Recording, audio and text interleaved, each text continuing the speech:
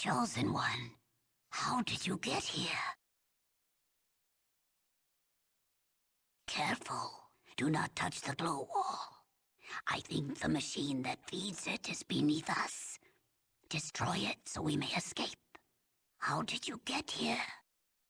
If you destroy the machine, we will find the ship. Hurry, there are not many of us left. Men came to our village in flying machines and took us. There were others too, from the Holy 13. I thought we were saved. I thought we were going to heaven.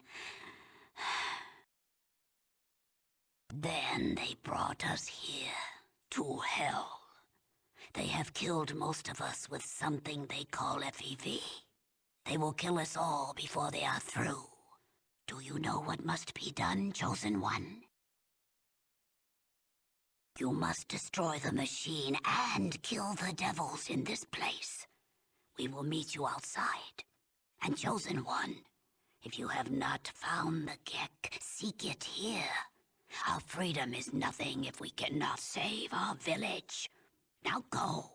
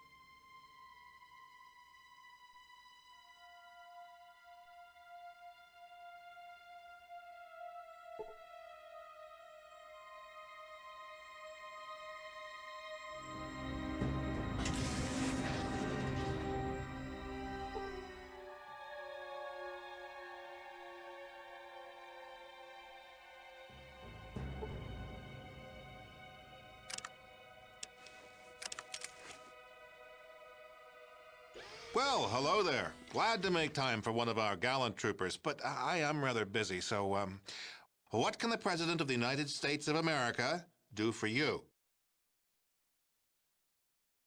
You really don't know, do you? Let me tell you about mankind's salvation. A little history first. There was a great war, long before we were born. Our gallant soldiers fought from the Yukon to the Yangtze.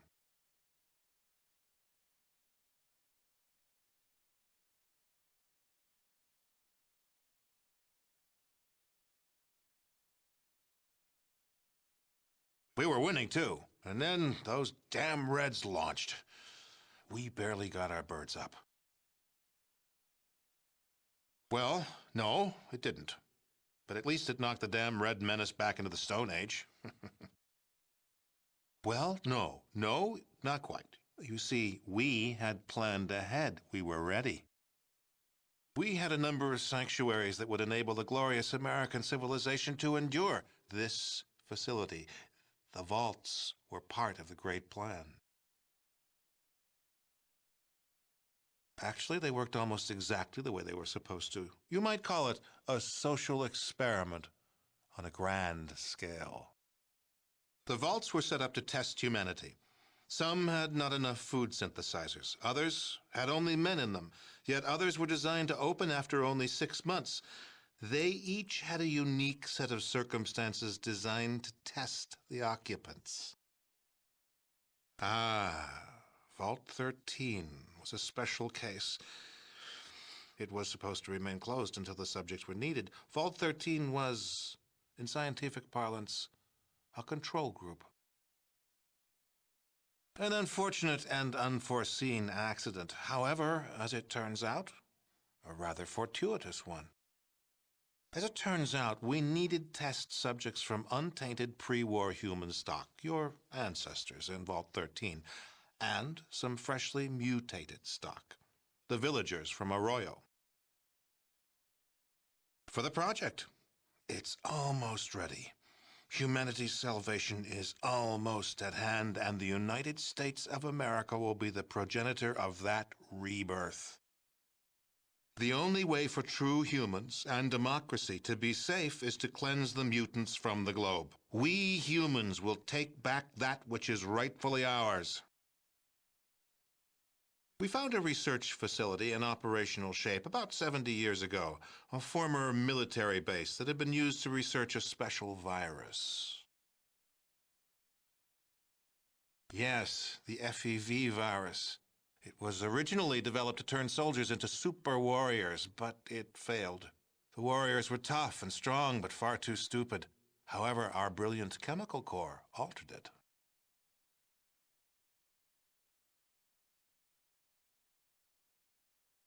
To turn it into a staggeringly effective killer. Any humanoid that isn't inoculated against its effects before its release will die. That is the project. No, that's humanity's last, best hope. That's what we've been working towards all these years. Oh, but that's one of the advantages of the FEV virus. We can release it right here, and the jet stream will carry it worldwide. It'll have plenty of time to cleanse every nook and cranny of the globe.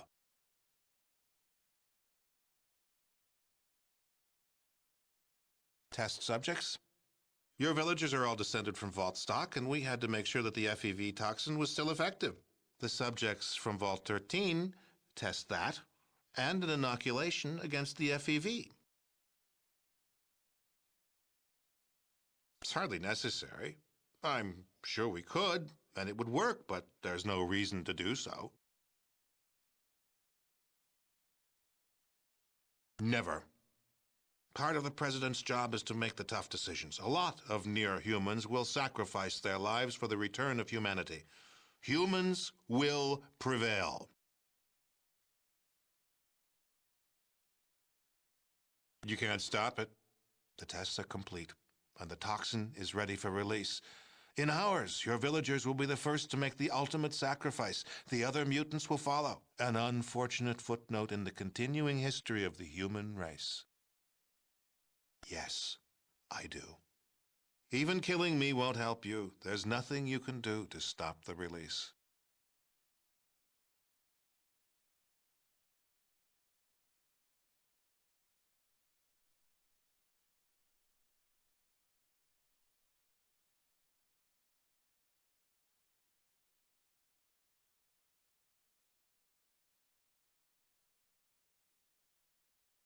You could try, I suppose, but soon the staff of the Enclave and Navarro will be inoculated.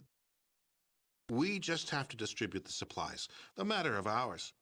Besides, the Enclave is a sealed unit. No air or contaminants get in or get out. You might find that tougher than you think. If you do, I'll go to my reward knowing that I died a patriot and a servant of humanity.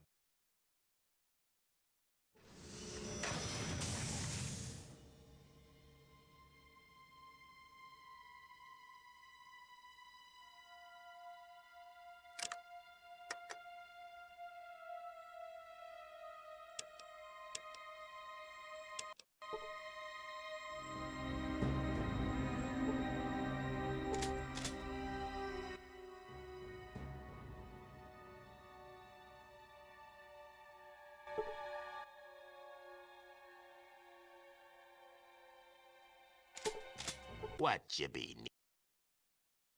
What you be? What do you want? You want me?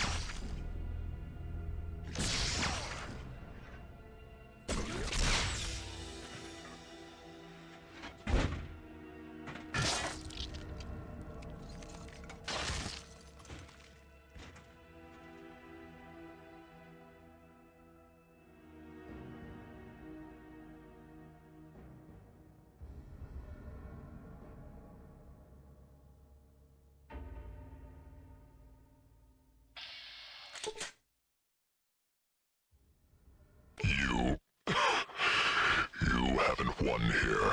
You and your muty bastard friends are gonna join me in a big old mushroom cloud send-off. I just triggered the self-destruct. The work will go on. You didn't do nothing here except seal your own death warrants. Duty. Honor. Courage. Semper Fi.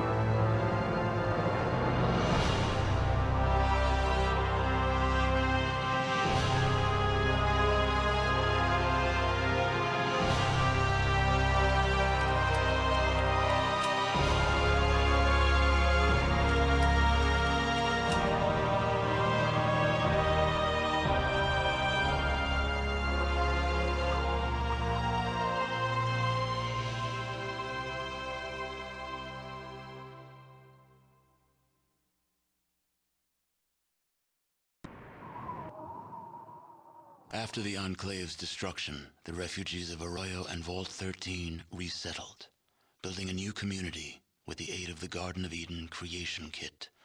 Finding themselves hundreds of miles from their vault, the members of Vault 13 chose to join the villagers in establishing a new community, and their technical expertise, combined with the villagers' survival skills, allowed the new settlement to grow and prosper. 2 generations of the same bloodline were reunited, and their savior, the Chosen One, became elder, presiding over the village in the years to come. Relations between the Slags and the residents of Modoc flourished. Between the two peoples, Modoc prospered and became a major farming community, supplying all the outlying regions with food. With Metzger gone, slavery disappeared from the area. Becky's casino bar grew quickly, and Rebecca Dyer's reputation as an honest casino and bar owner brought her the business needed to buy out her competition and expand. The den flourished, and it soon gained a reputation for being a tough but honest community. In the years to come, Vault City suffered greatly from raider attacks. Eventually, the situation grew so desperate, the citizens were forced to request aid from NCR. Within a month, a large detachment of the NCR's military was stationed in Vault City. The military presence quickly became an occupation force, and Vault City became the first of NCR's border territories. Not long after the destruction of the Enclave, the Bishop family of New Reno was blessed with a child. This child seemed to have little in common with the bishops, preferring instead to spend his days exploring the wastes. When he turned 13, he seized control of the Bishop family and led them to victory over the remaining New Reno families. He died quietly in his sleep at the age of 73, never having known his real father. Though the Wright family never completely recovered from Richard's death, the knowledge that their killer had been brought to justice eased their troubled sleep. Myron died less than a year after the defeat of the Enclave, stabbed by a Jet addict while drinking in the den. His discovery of Jet was quickly forgotten, and now there is no one who remembers his name. Repairing Gecko's power plant prevented any further radioactivity from leaking into Vault City's groundwater. Though this eased tensions between the two communities, they still maintain an uneasy truce. Several years after buying the excavator chip from the Chosen One, Marge LaBarge was able to purchase and control both the Morning Star and the newly opened Cocoa-Leaf mines. Marge was an easy choice for mayor, and using her new political power, she made Redding join the growing New California Republic in return for a seat in the NCR's Hall of Congress. With the destruction of the conspiracy to destroy the mutants, Broken Hills began to thrive. Then, the uranium ran out. The city, having lost its sole reason for existing, slowly dispersed. The residents carried their riches with them, leaving the place a windswept, desolate ghost town. A few holdouts remained, attempting to eke out a pathetic existence, but eventually, they too disappeared. Your help with Vault 15 launched the New California Republic's push to civilize its neighbors. Though there were many more obstacles to overcome, the NCR now had a foothold into the northern wastes. With the support of the New California Republic, the Vault 15 squatters soon became self-sufficient and productive members of society. The Shi flourished, creating a botanical scourge on the radiation surrounding their beloved town. Though this vine could not grow in other soils, the Shi took care to nourish it in their lands. They continued to grow in strength and prominence, forming the basis of a new empire. As for the tanker vagrants, well, as vagrants do, they drifted on.